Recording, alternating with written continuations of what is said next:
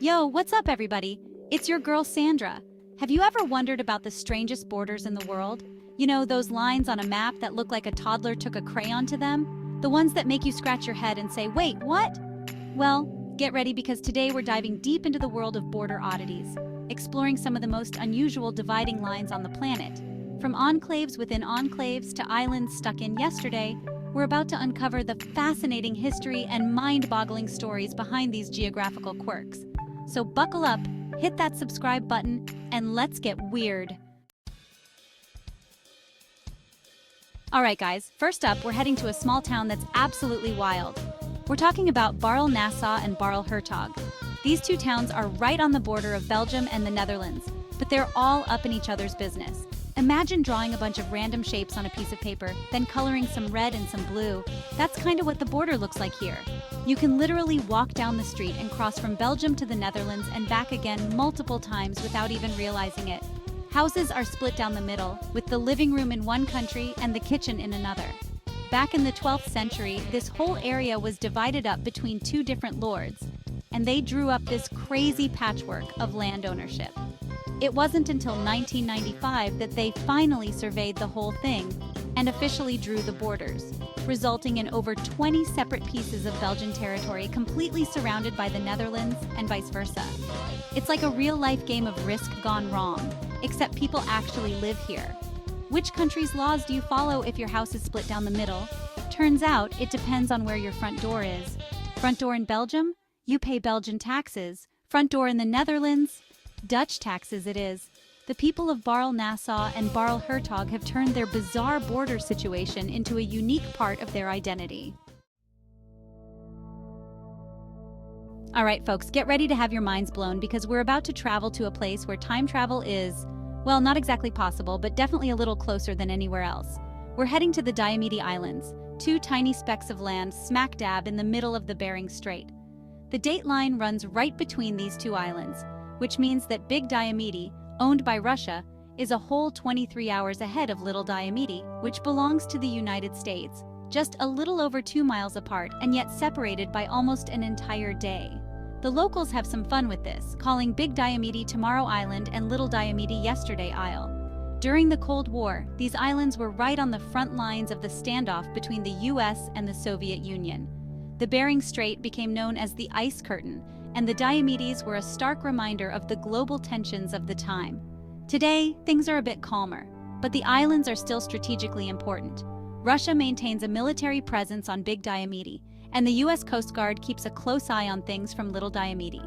The indigenous people of the islands, the Inupiat, have always seen the Diomedes as a single, interconnected land. However, the imposition of the border and the Cold War put a stop to that. Despite these challenges, the Inupiat community is resilient and determined to preserve their culture and way of life. And who knows, maybe someday the border between the Diomedes will be less of a dividing line and more of a bridge. Hold on tight, folks, because we're about to dive headfirst into one of the most convoluted border situations in human history, the India-Bangladesh enclaves. Imagine a border that's not just a line, but a tangled mess of little pockets of land, each belonging to one country but completely surrounded by the other. We're talking about over 100 tiny enclaves scattered along the India-Bangladesh border, each one a remnant of a bygone era of princely states and messy colonial agreements. There were Indian villages inside Bangladesh, inside India, inside Bangladesh again, and don't even get me started on the Bangladeshi enclaves within India. It was a logistical nightmare, with people needing passports just to visit their own fields or go to the nearest market. For decades, the people living in these enclaves were largely forgotten by the outside world. That is, until 2015, when India and Bangladesh finally decided to do something about it. In a historic agreement, the two countries agreed to simplify their border and swap these enclaves, finally giving the people living there a chance to choose their nationality and live without the constant fear of being caught on the wrong side of the line. The 2015 Land Boundary Agreement was a landmark moment, not just for India and Bangladesh, but for the world. It showed that even the most complex and seemingly intractable border disputes can be resolved peacefully through dialogue and a genuine desire to improve the lives of ordinary people. Today, the India-Bangladesh border is still a work in progress, but the legacy of the enclave serves as a reminder of the human cost of border disputes and the importance of finding peaceful and equitable solutions. It's a story about the power of diplomacy, the resilience of the human spirit, and the enduring hope for a world without borders. All right, adventurers, get ready to summit the highest peak on Earth, Mount Everest. But before you strap on your crampons and grab your ice axes, did you know that this majestic mountain is also a border? That's right, the summit of Everest straddles the boundary between Nepal and China, making it a truly international peak. Standing at a staggering 29,031.7 feet above sea level, Everest has captivated the imaginations of explorers and adventurers for centuries. Its towering presence, shrouded in snow and ice, is a testament to the raw power and beauty of nature. But beyond its physical grandeur, Everest also holds deep cultural and spiritual significance for the people of Nepal and Tibet. For the Sherpa people of Nepal, Everest is known as Chomolungma, which means Goddess Mother of the World. They believe the mountain is home to powerful deities and spirits, and they treat it with the utmost respect. Before embarking on an expedition, Sherpas perform a special puja ceremony to appease the mountain gods and ensure a safe climb. For Tibetans, Everest is known as Chomolungma, meaning Holy Mother. It is considered a sacred peak, and its slopes are dotted with monasteries and prayer flags, fluttering in the wind like colorful offerings to the heavens. Since Sir Edmund Hillary and Tenzing Norgay made their historic first ascent in 1953, climbers from all over the world have flocked to Everest, eager to test their limits and experience the thrill of standing on top of the world. Despite these challenges, Mount Everest remains an iconic symbol of human ambition, international cooperation, and the awe-inspiring power of nature. Whether you dream of one day standing on its summit or simply gazing up at its majestic peak from afar, Everest is a reminder that some boundaries are meant to be transcended.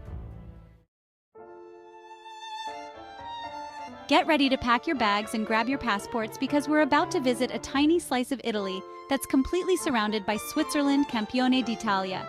This little town, nestled on the shores of Lake Lugano, is a geographical anomaly, a political curiosity, and a testament to the enduring quirks of history.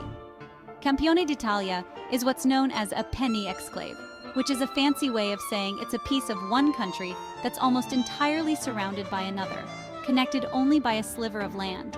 In this case, Campione d'Italia is Italian territory, but it's completely enclosed by the Swiss canton of Ticino, except for a narrow strip of land that connects it to Italy proper. The story of Campione d'Italia dates back to the 8th century, when the area was ruled by the Lombards, a Germanic people who conquered much of Italy. Legend has it that Teutone, a Lombard lord, decided to donate Campione to the Abbey of Sant'Ambrogio in Milan as a token of his piety. Fast forward to the 16th century, when the Swiss Confederation began expanding its territory. The surrounding areas were absorbed into Switzerland, but Campione, thanks to its ancient connection to Milan, remained under Italian control. Today, Campione d'Italia is a thriving little town with a population of just over 2,000 people. Because it's technically part of Italy, but completely surrounded by Switzerland, Campione d'Italia operates in a kind of legal and economic gray area. For example, Campione uses the Swiss franc as its official currency, even though it's part of the Eurozone. This unique blend of Italian and Swiss influences is part of what makes Campione such a fascinating and unique place to visit. So there you have it, folks, a whirlwind tour of some of the strangest, most fascinating borders on the planet. From enclaves within enclaves to islands stuck in yesterday, we've uncovered the weird, the wonderful, and the downright bizarre when it comes to the lines we draw on a map. Which border blew your mind the most? Let me know in the comments below. If you enjoyed this journey into the world of border oddities, make sure to give this video a big thumbs up, subscribe to my channel for more mind-blowing content, and hit that notification bell so you never miss an adventure. Until next time, stay curious, stay adventurous, and remember, the world is a strange and wonderful place, especially when you start looking at the borders.